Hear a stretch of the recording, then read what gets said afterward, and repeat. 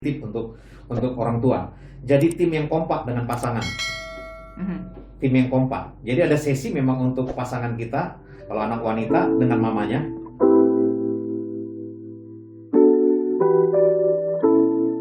Ada hal yang harus kita perhatikan ya Pak Agus ya. Iya, betul. Kita sebagai orang tua harus memperhatikan beberapa hal selain tentunya empati kepada anak remaja kita yang sedang bertarung ya dengan pengaruh-pengaruh itu. Tidak ada cara lain, Mbak Rini. Ya, kita nggak bisa mempengaruhi faktor pengaruh eksternal yang tadi saya sebutkan, kelompok, komunitas, ataupun pengaruh biologis, karena biologis itu juga udah memang Tuhan kasih dalam setiap tubuh anak-anak remaja kita. Nah, ada satu hal yang menjadi PR bagi orang tua, yaitu apa? Kita harus masuk ke hati anak tersebut. Masuk ke hati anak tersebut itu apa? Mulai memberikan waktu, nilai-nilai lewat relasi, hubungan. Jadi kita harus memberikan lebih banyak waktu membangun hubungan dengan anak kita. Jadi waktu anak saya nomor 2 dengan nomor 3 ini dekat banget sama saya. Jadi waktu curhat anak saya nomor 2 yang laki-laki ini kepada salah satu teman, dia bilang gini, aku kepingin kayak adikku bisa bebas mengungkapkan perasaannya kepada papa saya. Anak nomor 2 ini memang agak sedikit ada batasan. Bayangkan saya dengar itu omongannya. Padahal kita sebagai orang tua kepingin banget gitu. Nah, berarti kan saya kurang untuk memberikan waktu kepada dia membangun hubungan. Waktu itu saya dengar Mbak Rini, saya bilang, oke, saya akan lebih banyak memberikan waktu membangun hubungan. Kalau kita punya hati kepada anak kita, sahabat Sonora, kita pasti memberikan waktu kita kepada dia lebih banyak.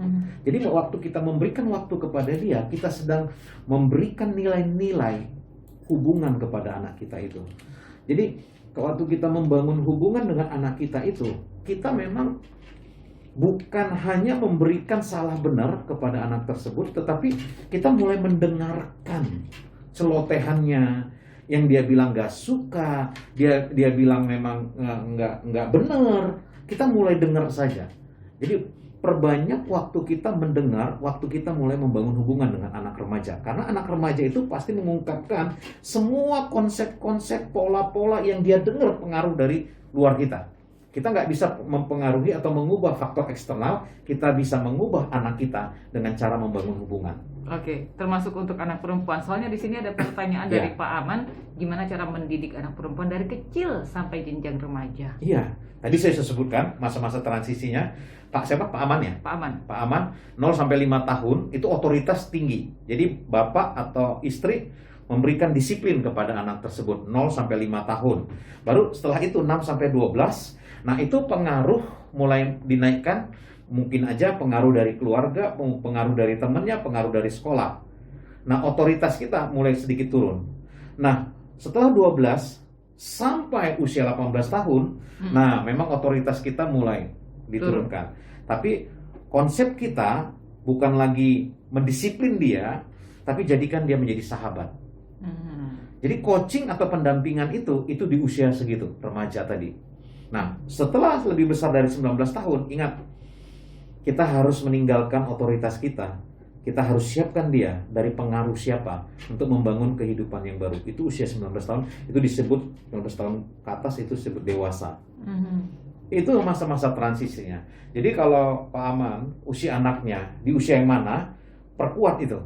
Kalau usia remaja, perkuat coachingnya, perkuat pendampingannya yang saya sebutkan tadi. Kita nggak bisa mengubah faktor luar dia, kita bisa mengubah anak kita lewat kita memberikan nilai-nilai hubungan.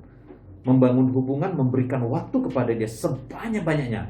Waktu Bapak misalnya sedang makan, sampaikan nilai-nilai itu. Waktu Bapak berjalan berdua, sampaikan nilai-nilai itu. Mungkin aja waktu sedang nonton, yang ditonton itu didiskusikan dan bagikan nilai-nilai kepada anak kita.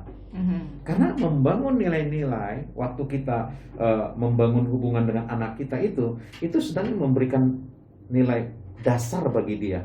Supaya pengaruh nanti setelah kita lepaskan dia dari rumah, pengaruh yang dari luar itu nggak membuat dia lebih dominan, justru pengaruh dari rumah itu membuat dia kuat. Oke, mungkin ada kekhawatiran karena biasanya kalau yang namanya anak perempuan, walaupun dekat sama papanya seperti itu ya, Ya, tapi kan ada batasan-batasan ya. betul. Dan betul. biasanya juga ada anak perempuan yang kalau sudah mulai remaja, papa nggak ngerti, papa kan laki-laki. Pasti ada perkataan Ya, seperti itu kan. ya. Nah, masuknya nih gimana nih Pak? Ya. Nah, ini saya kasih tips. Ini sesi terakhir ya, Mbak Rini. Saya kasih tips untuk orang tua. Jadi tim yang kompak dengan pasangan. Tim yang kompak. Jadi ada sesi memang untuk pasangan kita, kalau anak wanita dengan mamanya, yang memang mungkin papa tidak tahu untuk membahas itu. Tim yang kompak aja dengan pasangan kita. Kayak saya dengan istri saya, waktu anak saya mulai remaja, anak saya nomor 1 perempuan, nah dia bisa cerita lebih banyak kepada mamanya. Tips yang pertama, jadi tim yang kompak dengan pasangan. Lalu tips yang kedua, sediakan waktu kencan dengan masing-masing anak remaja, khususnya ayah, papa, one on one. Kayak tadi saya udah bahas ya, walaupun anaknya perempuan, ya saya bisa ada waktu kencan dengan dia, ya one on one gitu.